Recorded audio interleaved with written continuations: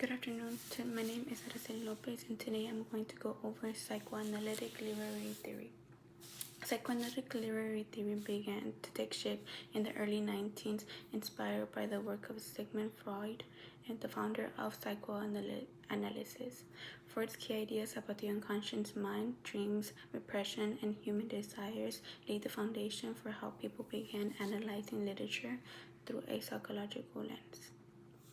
Psychoanalytic literary theory was first developed in Europe, mainly in Austria and France. In the mid-19th, French theorist Jacques Lacan expanded and reinterpreted Freud's ideas, which made France another major center of psychoanalytic literary theory and literary analysis. Freud's focus on psychology influenced scholars who began applying his concepts to literature to better understand characters' hidden emotions and motivations. Carl Jung expanded on these ideas by introducing the concepts of archetypes and the collective unconscious, which helped readers see universal patterns in stories. This theory is best described as a critic and an area of study. It's a critic because it provides a specific way to analyze and interpret literature by looking deeply into the unconscious motives of characters, authors, and even readers. Instead of just focusing on the plot or setting, this theory explores what's hidden beneath the surface. It's also an area of study because scholars and students use it to understand how psychology connects to literature and human behavior. While it began from psychology as a discipline, in literature it mainly serves as a critical approach to reveal deeper meanings in text.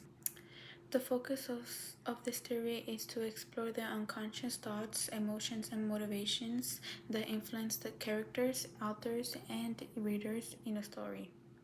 This theory looks beyond the surface of a text to understand what is hidden beneath, such as repressed desires, fears, dreams, and internal conflicts.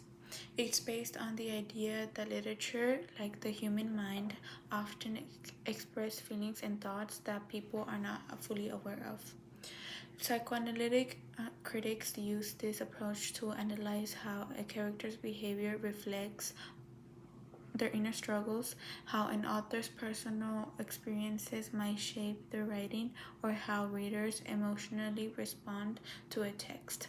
In short, the focus is on uncovering the psychological depth of hidden meanings of literature.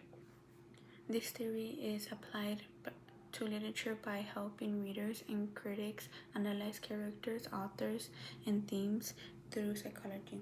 It allows us to look at a story the same way a psychologist might study a person. For example, a psychoanalytical reading might focus on why a character acts out of guilt or obsession, how their dreams or symbols reveal their unconscious mind. It can also be used to understand an author's inner world, showing how their personal experiences and emotions might influence in their writing. Overall, this theory helps readers go deeper than just the plot, revealing the psychological layers and emotional truth behind a story. These are some key terms that I have used to describe this theory. Trauma, a deeper disturbing experience that can affect the unconscious mind. Repression, pushing unwanted or painful ideas out of the unconscious mind. Displacement, redirecting strong emotions from the original target to a different, often less threatening one. Unconscious mind, the part of the mind that holds thoughts, memories, and desires we aren't aware of, but still influence our actions and feelings. Persona, the mask that an individual wears in public, their social face, which can be a form of self-protection. Defense mechanisms, ways people protect themselves from anxiety or guilt, such as denial, projection, or radicalization. Moving forward, I'm going to talk about two novels and a movie that best describe this theory.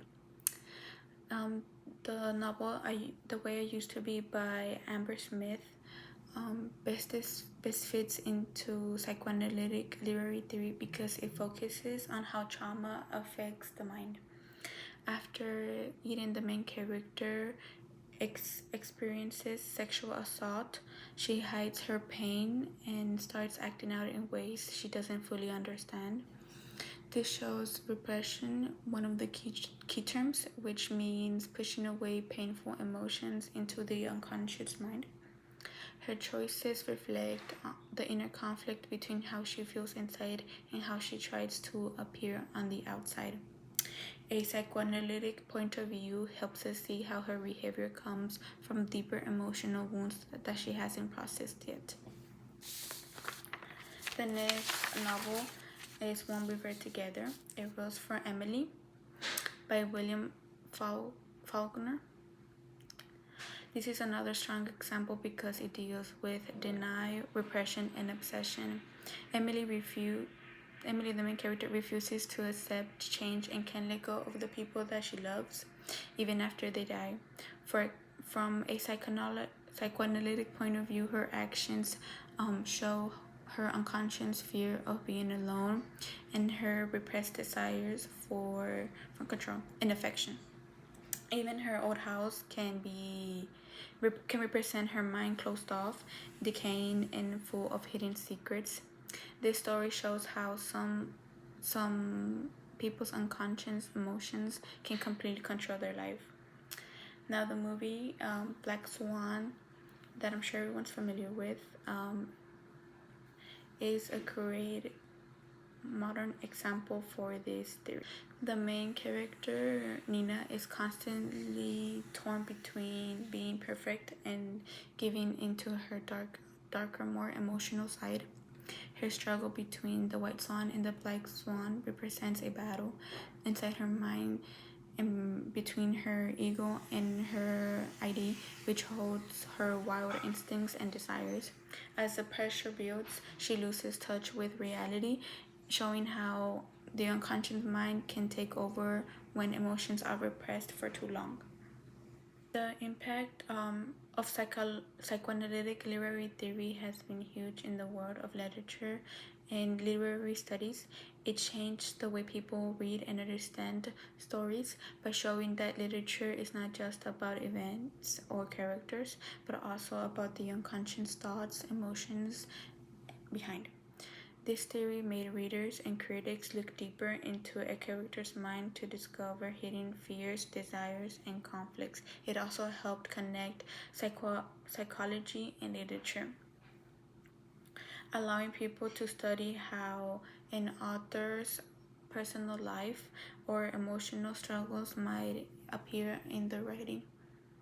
Overall, psychoanalytic literary theory is important because it helped open up a new way of interesting stories, one that explores the human mind, motivation, and emotion in a deeper and more meaningful way. To wrap everything up, psychoanalytic literary theory helps us understand the stories aren't just about what happens on the surface, they're about what's happening inside the mind. It looks at how unconscious thoughts, emotions, and past experiences shape the actions of characters and even the choices of authors. We saw this in The Way That I Used to Be, where trauma and repression controls Eden's behavior. In A Rose for Emily, where Emily's fear of loss leads her to obsession. And in the movie Black Swan, where Nina's battle between perfection and desires shows the power of the unconscious. Overall, this theory reminds us that literature, like people, often hide its deepest truth beneath the surface. Thank you for your time.